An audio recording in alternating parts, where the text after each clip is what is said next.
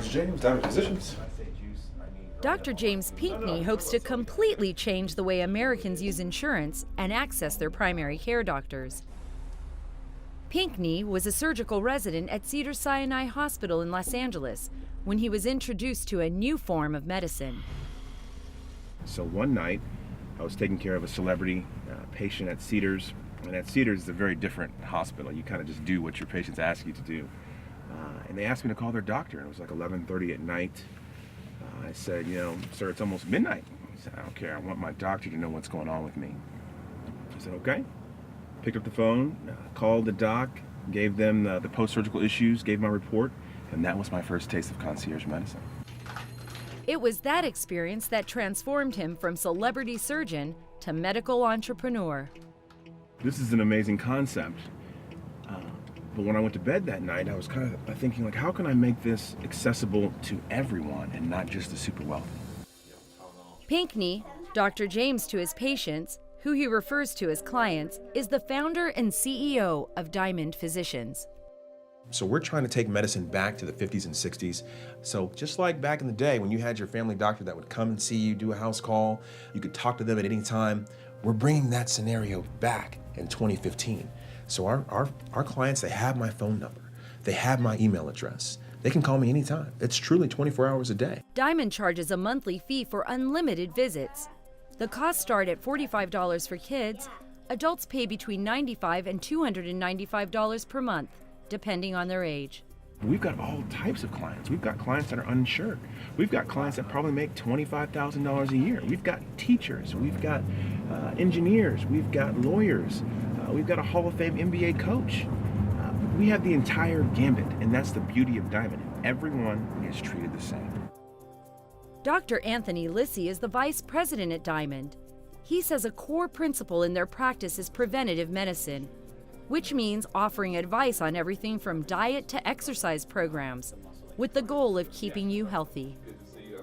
The studies that have been done on our type of medical practice model versus a traditional model have proven that there's about 70% less incidence of chronic disease, there's 80% less hospitalizations. When people started hearing about Diamond Physicians, what was their reaction to this?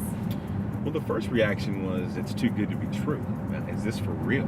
Can I really pay for my child $45 a month and have a concierge doctor on call 24 hours a day? I can call your cell phone, I can email you. It's such a foreign concept to most people. Most people don't understand concierge medicine. They see shows like Royal Pains and they assume that it's all house calls and it's only for the rich and famous.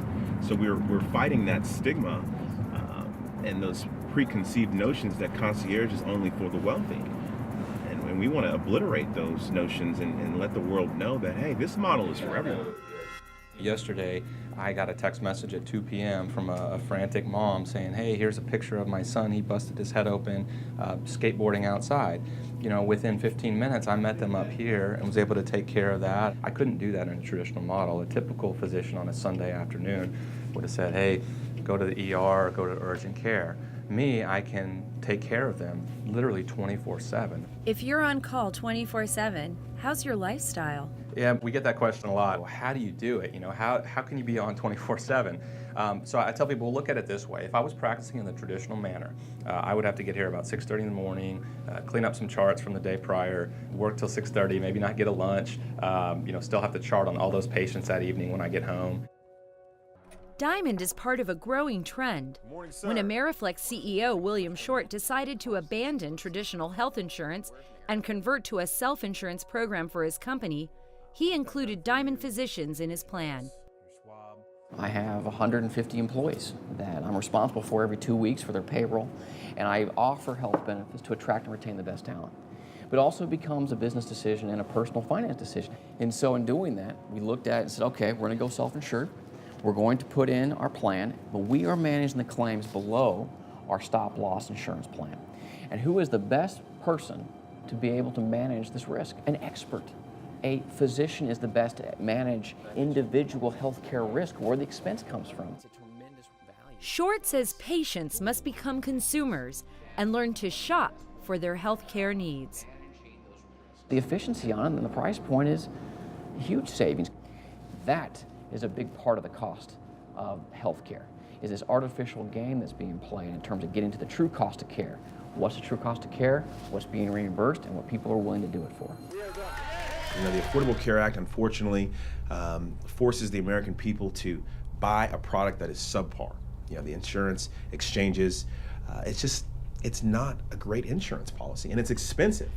Prices have risen almost 300% in some cases. So we want to lower those prices back down to where they were in 2008, 2009, 2010, and then have these insurance companies focus on the catastrophic piece, focusing on forming an insurance policy that clients can buy that offers them protection against disaster, just like your car insurance, just like your home insurance. So we're not trying to get rid of insurance companies. Insurance is important, but it should not be used for the day-to-day routine maintenance of health. The doctors at Diamond hope to take their model across the country. And why not? According to an August 2014 report from the Heritage Foundation, the number of physicians in concierge practices jumped 582% from 2010 to 2012. But even with the rapid growth, it's not yet a universally accepted alternative. Some insurance companies don't like the idea of their enrollees seeing concierge physicians because they're afraid that if you're paying for a service, you expect to use that service more frequently. But as experience shows, that people aren't trying to use more services, just more efficient services. There's a very small segment of the population that understands that you can shop healthcare pricing. Most people are caught up in the insurance model, but a lot of institutions will not negotiate with me because hospitals don't want to lower their bottom line. So we have to figure out, okay, what does the client need and where can we get it done for the best price and with the best doctors? Is this a case of David versus Goliath? It probably will be someday, but right now we're not even the size of David. We're like the pebble. So we're just a small, family-owned business that's trying to grow rapidly, and someday we will be there, and we will catch the attention of the government. And hopefully they see our model as a way to cut healthcare costs. I mean, we're spending 17% of our GDP on healthcare, more than any other industrialized nation. If we don't curb spending now, this country will go bankrupt. Many experts believe the biggest problem in healthcare today is the failure for consumers to understand the economic relationship between managing cost and providing care. They say unless primary care becomes more consumer-driven, with less third-party management, the system will simply implode. And so if a percentage of the population continues to believe the lie that the government will take care of them, and that don't worry about it, health care is a right, that everyone that goes into health care is here to serve you, and they have no basis for their own existence or for their own purpose, then we're going to have a system that is back to, yeah, you can have health insurance, you can go to a government hospital, but you'll wait in line. It's better actually from a budgetary standpoint if you die in line.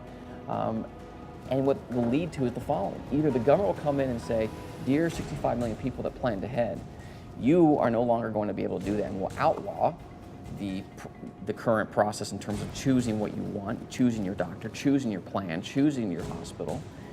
Or it's just going to be a complete collapse that's going to be an entitlement collapse, and it's just going to implode because once you have too many people that aren't actually contributing to the system and you have less people actually producing, it's a numbers game. You cannot distribute more with less.